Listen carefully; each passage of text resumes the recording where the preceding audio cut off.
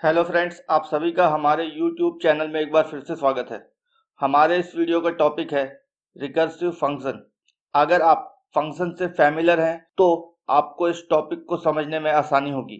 But अगर आप में से कोई फंक्शन को अच्छी तरह समझना चाहता है तो हमने फंक्शन टॉपिक के ऊपर भी वीडियोस बनाए हैं, जिसमें हमने ये बताया है कि आप अपने प्रोग्राम में फंक्शन को किस तरीके से क्रिएट कर सकते हैं और उन फंक्शंस को अपने प्रोग्राम में किस तरह से यूज कर सकते हैं। फंक्शन से रिलेटेड उन सभी वीडियोस की प्लेलिस्ट की लिंक आपके सामने स्क्रीन में ऊपर डिस्प्ले हो रही है।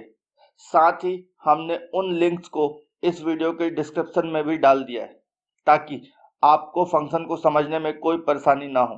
अगर आप प्रोग्रामिंग के फील्ड में नए हैं तो आप हमारे उन वीडियोस को सबसे पहले देखें ताकि आप रिकर्सिव फंक्शंस को आसानी से समझ सकें। अपने इस टॉपिक में आगे बढ़ने से पहले हम आपको बता दें कि अगर आप हमारे चैनल पर नए हैं और आपने अभी तक हमारे चैनल को सब्सक्राइब नहीं किया है तो अभी जाकर हमारे चैनल को सब्सक्राइब करने के साथ ही साथ बेल आइकन को भी प्रेस कर लीजिए ताकि आगे आने वाले वीडियोस के नोटिफिकेशंस आपको सबसे पहले मिल सके। और अगर आपके पास कोई सजेशंस है जिसके थ्रू हम अपने चैनल को और भी अधिक इम्प्रूव कर सकते हैं तो हमारा कमेंट बॉक्स आपके सजेशंस के लिए हमेशा ओपन है। तो चलिए स्टार्ट करते हैं हम अपना आज का वीडियो। दोस्तों, हम आपके सामने सबसे पहले रिकर्सन का एक छोटा सा एग्जांपल डिस्प्ले करते हैं और देखते हैं कि इस एग्जांपल का आउटपुट क्या आता है। दोस्तों, हमने यहाँ पर आपके सामने जो एग्जांपल डिस्प्ले किया है वो एक्चुअल में इनडायरेक्ट रिकर्सन का एग्जांपल है। यहाँ पर हमने सबसे पहले बनाया है फंक्शन 1। यहाँ पर एक सिंपल प्रिंट स्टेटमेंट दिया है, फिर इसके अंदर हमने फंक्शन 2 को कॉल किया है, फिर एक दूसरा फंक्शन डिफाइन किया है फंक्शन 2।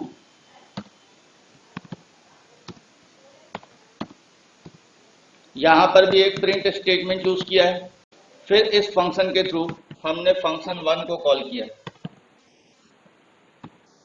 अगर हम अपने इस प्रोग्राम को रन करना चाहते हैं तो हमें सबसे पहले फंक्शन 1 को कॉल करना होगा। तो आइए अब हम देखते हैं इसका आउटपुट क्या होगा। सबसे पहले आपको कोडिंग सेव करनी है sample.py नाम से।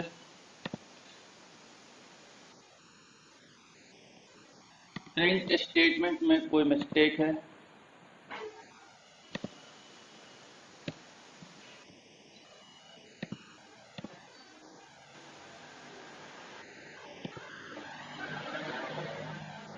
अब आप देखते हैं कि कंटिन्यूस ये एक दूसरे को कॉल करने के कारण हेलो MNS और हेलो मृदुल ये कंटिन्यू प्रिंट हो रहा है।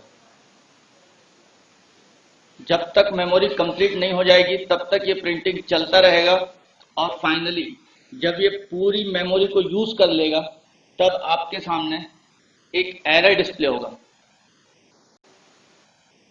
और वो एरर होगा recursion error, maximum recursion depth exceeded while picking an object. तो आइए अब हम देखते हैं कि हम इस एरर को किस तरीके से दूर कर सकते हैं और ये एरर हमारे सामने क्यों डिस्प्ले हुआ। यहाँ पर जो भी एरर डिस्प्ले हुआ वो इस वजह से हुआ क्योंकि हमारी जो स्क्रिप्टिंग थी वो सेंसिबल रिकर्सिव कोड नहीं थी। तो अब हम देखते हैं एक सेंसिबल और रिकर्सिव कोड के लिए क्या बेसिक रिक्वायरमेंट्स है। इट मस्ट हैव केस जिसका रिजल्ट वेल नोन हो और बिना किसी रिकर्सिव कॉलिंग के कंप्यूट कर सके, और इसे हम बेस केस के नाम से जानते हैं। The base case must be reachable और इसके लिए हम किसी आर्गुमेंट या पैरामीटर का भी यूज कर सकते हैं। इसके साथ ही सेंसिबल रिकर्सिव कोड में एक रिकर्सिव केस भी होना चाहिए जहां फंक्शन खुद को कॉल कर सके। तो चलिए अब हम देखते हैं एक दूसरा एग्जांपल जिसमें हमने a to the power b का कैलकुलेशन किया है। इनडायरेक्ट रिकर्सन का एग्जांपल है। यहाँ पर हमने सबसे पहले बनाया है फंक्शन 1। यहाँ पर एक सिंपल प्रिंट स्टेटमेंट दिया है,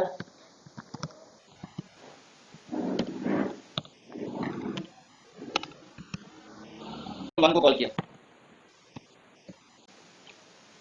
अब हम आते हैं अपने प्रोग्राम के मेन सेक्शन में।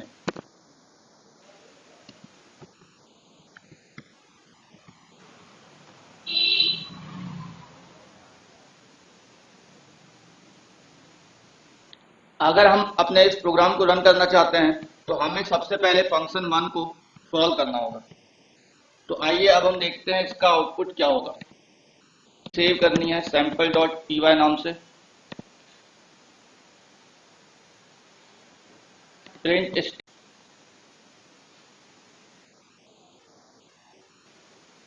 और वो एरर होगा recursion error, maximum recursion depth exceeded while picking an object.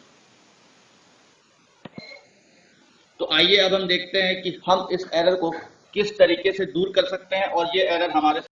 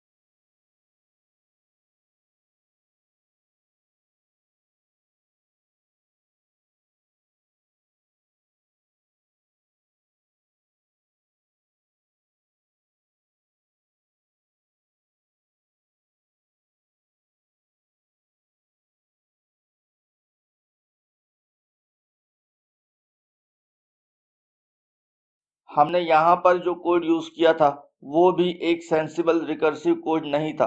अब फिर से सवाल आता है कि ये सेंसिबल कोड क्या होता है। हमने तो यहाँ पर हर चीज सही तरीके से लिखी थी। सेंसिबल रिकर्सिव कोड में ये मस्ट है कि बेस केस के साथ साथ रिकर्सिव केस भी हो। अब आप कहेंगे कि हमने तो प्रोग्राम में दोनों केस डिफाइन की थी, उसके बाद भी ये एरर डिस्प्ले हुआ। तो दोस्तों हम आपको बता दें कि आपने जो भी किया था वो सब करेक्ट था, लेकिन आपको याद होगा कि हमने प्रोग्राम में एक स्टेटमेंट दिया था, एंटर पॉजिटिव वैल्यू ओनली। तो जैसे ही हमने एक्सपोनेंट में -3 वैल्यू एंटर की तब हमारा प्रोग्राम चला गया इनफाइनाइट रिकर्सन में।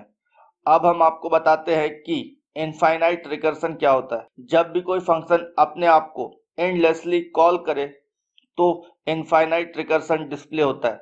इसके दो रीजन है। फर्स्ट, जब बेस केस डिफाइंड नहीं है, लेकिन हमने यहाँ पर हमारे स्क्रिप्ट में बेस केस को डिफाइन किया था, तो हमारी कोडिंग में ये प्रॉब्लम तो बिल्कुल भी नहीं थी। बट सेकंड रीजन की बात करें तो हम आते हैं बेस केस नॉट रीच्ड में।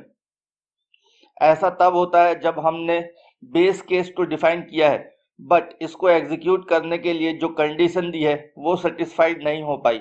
इस कंडीशन के कारण ही हमारे प्रोग्राम में इनफाइनाइट रिकर्सन डिस्प्ले हुआ था जब हमने एक्सपोनेंट में -3 वैल्यू पुट की थी तब। तो आइए अब हम अपने एरर को दूर करते हैं और देखते हैं कि कोडिंग में हम क्या करेक्शन कर सकते हैं। अगर हम बात करें हमारे कोडिंग में करेक्शन की, तो आपको ये देखना होगा कि यूजर जो एक्सपोनेंट की वैल्यू है उस वैल्यू में निगेटिव वैल्यू इनपुट ना करें। इसके लिए आप दो तरीके से चेंजेस कर सकते हैं। फर्स्ट ये कि आप बेस केस में b is less than equal to 0 कर दें, तब आपका ये प्रॉब्लम दूर हो जाएगा। अब हम देख लेते हैं इसका आउटपुट।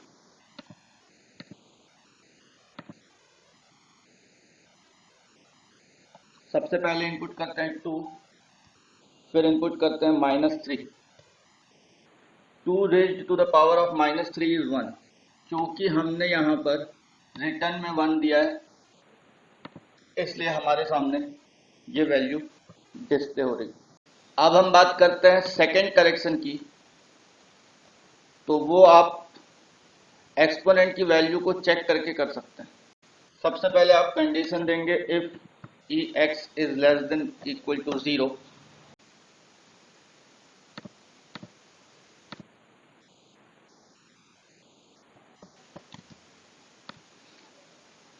उम्मीद है आपको हमारा ये वीडियो पसंद आया होगा। अगर आपको हमारा ये वीडियो बेनिफिशियल लगता है तो इसे अपने फ्रेंड सर्कल में भी शेयर करना ना भूलें। तो अब हम मिलते हैं अपने नेक्स्ट वीडियो में किसी नए टॉपिक के साथ। तब तक के लिए stay at home, stay safe. Thanks for watching our channel and video.